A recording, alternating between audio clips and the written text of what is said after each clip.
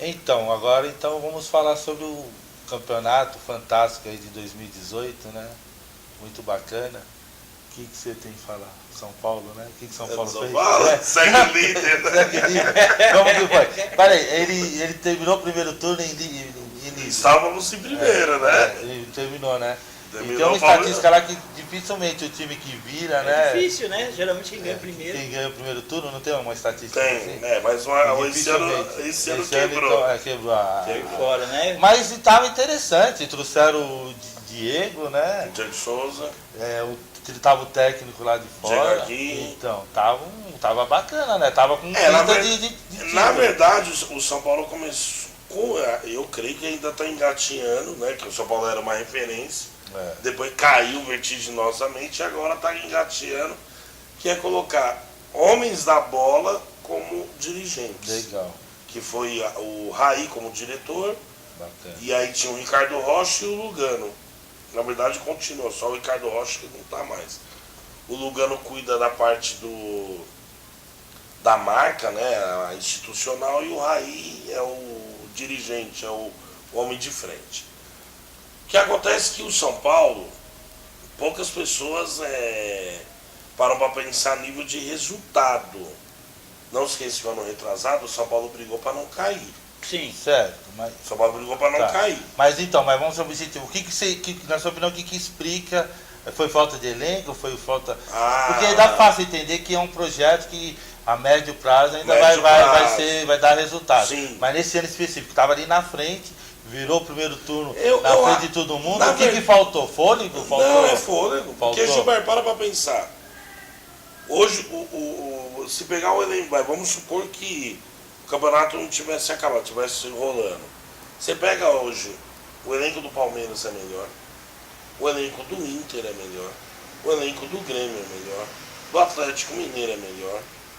Ele pode pegar aí pelo menos uns 5, 6 times. E o São Paulo não teve elenco. Ele tem um time, mas Tá. quando você começa a perder algumas Entendi. peças, Então- por exemplo, o Everton. O Everton foi uma peça fundamental para o São Paulo decolar e chegar no primeiro lugar naquela fase do primeiro turno, no finalzinho do primeiro turno. Ele se machucou. Aí o Aguirre teve que improvisar, pegar o Reinaldo, tirar o Reinaldo da lateral esquerda e colocar na posição do Everton, que não é o cacoete do cara, e improvisar. Né? Aí teve a questão do Aguirre, que foi até inclusive que o São Paulo demitiu o Aguirre, que foi que ele bateu de frente com o Rodrigo Caio. Que não estava pondo o cara para jogar, o cara jogador nível de seleção, precisava vender o cara para a Europa, essa coisa toda, e o cara falou, não, no meu time você não joga porque tem outros que está melhor do que você tecnicamente. Só que a diretoria do São Paulo, erroneamente, não bancou isso pro cara. Porque se tá junto com o treinador, não, Fiel, o que você fizer isso aí, Seria o certo. talvez o São Paulo... O São Paulo não é de hoje, não é time, é a diretoria. O São Enquanto Paulo, o elenco tiver aí, o São Paulo, na minha concepção, ele era agora para ser um Real Madrid do Brasil. fácil. Por vários motivos. Só que o São Paulo, o que aconteceu é o seguinte, internamente isso é questão de administração. O São Paulo sempre se destacou por diretores de altíssimo nível. Não vou aqui entrar em detalhes. Vamos só falar aqui de Laudo Natel, vamos falar aqui de Pimenta, de uns caras de Marcelo Portugal Gouveia. caras de altíssimo nível. Inteligente. Você nunca viu roupa suja lá dentro do São Paulo, que todo time grande tem isso aí, via público. De uns tempos pra cá, nós vemos aí o Leco, não sei quem, umas figuras aí meio, né, tal, e os caras começaram a ter uma postura muito diferente daquilo que o São Paulo sempre teve. Veja que o Palmeiras fez uma mudança agora no estatuto, pôs todo mundo para votar, diminuiu o tempo de mandato. Isso foi muito bom, oxigenou o time, trouxe, enfim, democracia, amigo. Aí o São Paulo, primeiro erro. Até um tempo atrás, vocês devem lembrar, não tem muito tempo, quem era o único time em São Paulo que tinha um grande estádio de futebol? Só São Paulo. São Paulo. Aí o São Paulo começou com aquela viadagem, né? De, não, nosso mando, nós vamos... Só dá 10%. Começou por aí. Sendo que vocês, todo mundo sabe disso, que a torcida de São Paulo, desculpa, começou a existir esses dias. Porque a torcida de São Paulo ia a Libertadores em decisão. Tá? Cansei de ver jogo no Morumbi, Palmeiras e Corinthians, São Paulo e Corinthians. Finais, Tudo dividido ali. O último jogo que eu assisti Palmeiras e Corinthians foi no Morumbi, meio a meio. Nunca teve esse problema, cara. Aí o São Paulo começou a arrumar encrenca com todo mundo. Resultado, Palmeiras hoje montou um estádio que acabou com o Morumbi. Acabou mesmo. Que show, cara, desculpa. Allianz Parque. O Corinthians, mesmo com esses problemas todos aí, de não sei o que, mas montou um estádio que, desculpa, pôs o Morumbi. Tanto o Corinthians, que eram fonte de renda para o São Paulo, eram fonte de renda para o São Paulo. Montaram 2 estádios que agora os caras só vão querer jogar no Morumbi se estiverem loucos. Tá? O São Paulo, estrategicamente, se a gente parar para pensar, os times de São Paulo, inclusive, não só o São Paulo, Palmeiras, Corinthians, eles têm uma vantagem estratégica e de logística em relação aos outros times do Brasil, que é coisa formidável. Igual a gente está falando do Internacional, para o Internacional não interessa em nada jogar a segunda divisão. Mas não mesmo. Nada. O Internacional não interessa em nada. Viaja pra caramba. Ao contrário dos times do Nordeste. Para o Bahia, Vitória, Sport Recife, o fato é que não interessa em nada para ele jogar a primeira divisão, interessa jogar a segunda divisão. E aí você fala assim, por que isso? Veja quanto que o Sport na segunda divisão vai viajar. Muito pouco. E vê quanto que o Sport viaja na primeira divisão. Muito. Agora, para o Internacional, não é negócio a segunda divisão. Inter, Grêmio. Porque viaja para... Agora, para o Grêmio e para o Inter é muito mais vantagem a primeira divisão que a segunda.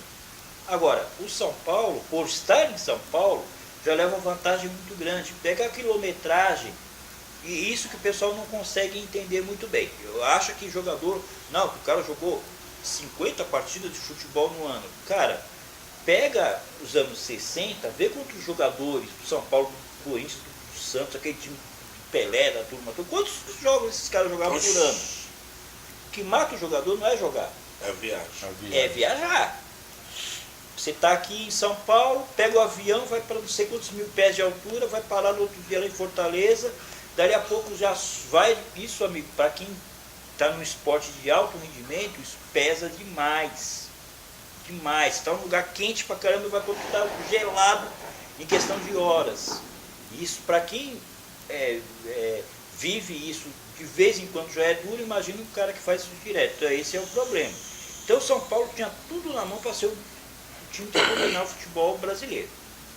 Tá? Porque se você comparar o que o Inter viaja, o que o Grêmio viaja, e o que o Palmeiras viaja, o que o Santos viaja, é diferente. Nós vamos... Porque você imagina assim, desculpa te interromper, que eles são isolados, tem 2 times lá no sul, né?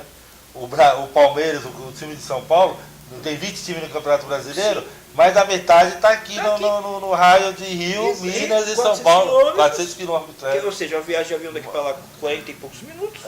Mais dos 20, 12 times está aqui. E agora o time do Sul está... E às vezes, até quando tem algum time ou outro do interior que joga a primeira Ponte Preta, Guarani... Aí fica suave para os caras. Aí os caras da logística... Você percebe? Agora, o que para o Palmeiras são 100 quilômetros de distância para Campinas, para jogar com a Ponte ou com o Guarani, exemplo, quantos quilômetros são para o Internacional? Percebe? É uma viagem. É diferente. Agora para o time do Sul até foi legal, porque sempre tem um time de Santa Catarina, 2 de Santa Catarina, que já equilibra, do Paraná, que já equilibra um pouco. Agora, para o time do Nordeste é desproporcional. Você pega um Vitória... lá o Paysandu. Meu Deus do céu. O Paysandu também. Pelo amor de Deus. E jogar lá no Mangueirão. O Paysandu. Primeiro que é um time que tem muitas quantos quilômetros eles olham no campeonato da primeira divisão? Mais de 2.000 quilômetros. Primeiro que é um time que é tradicional lá, tem torcida. E você vai jogar lá com uma idade de 25%, com 40 mil lá na tua orelha. Meu amigo. Cara, você para pra pensar, qualquer jogo do Paysandu contra o São Paulo, contra o Palmeiras, aí o pessoal, os times, quando o Paysandu estava na primeira divisão, encheu, porque eu vou fazer uma viagem para lá, né? Olha que interessante. Não, pensei em uma coisa besta, rapaz. Agora imagine esses caras que viajar para São Paulo, Rio Grande do Sul, sabe o que eu imaginei? Um dirigente louco aí do Paysandu, por exemplo. Um time qualquer, o Remo, qualquer time de lá. O que a Alemanha fez na Copa do Brasil aqui?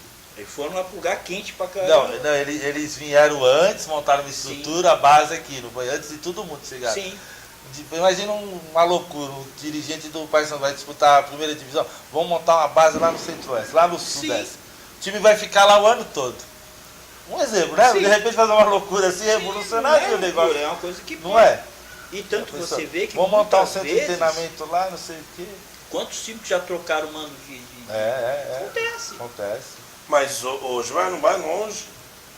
Não necessariamente nesse ponto, mas alguma coisa diferencial o Atlético Paranaense. Hoje já há anos que ele já não joga mais estadual.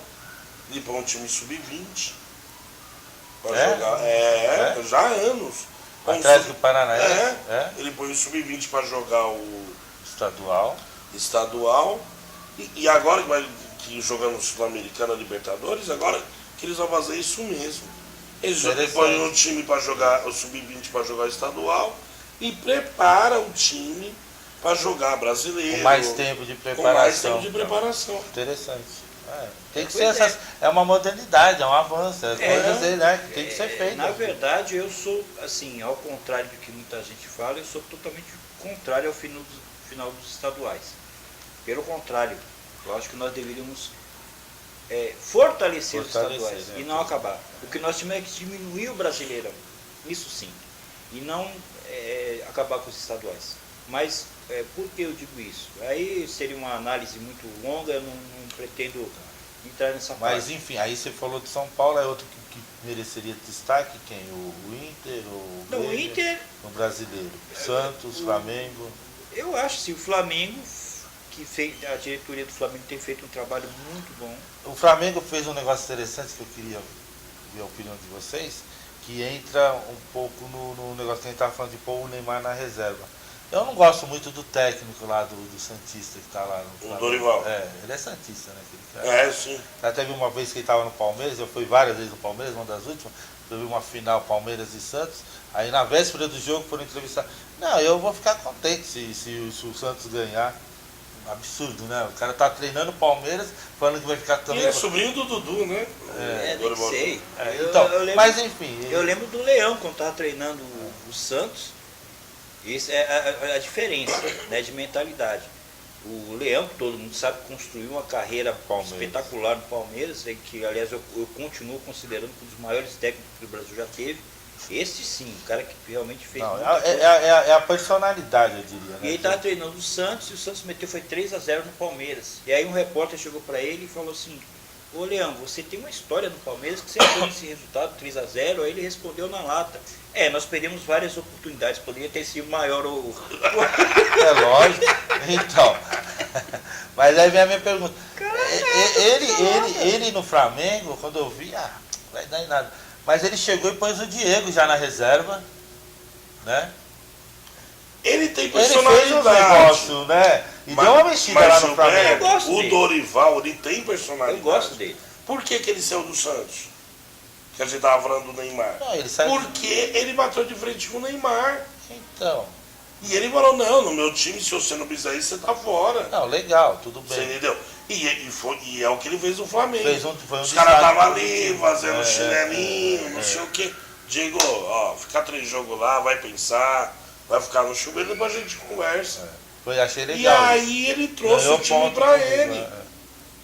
Porque o segredo, Mas aí já entra o que você falou. Aí a diretoria, você também falou, a diretoria deu aí É porque tem muito dirigente, Gilberto. Que o cara fala: não, tem que jogar aquele não, e o cara abaixou. Isso é uma coisa complicada, porque o cara tem um nome. É difícil o cara no futebol ter um nome. É difícil.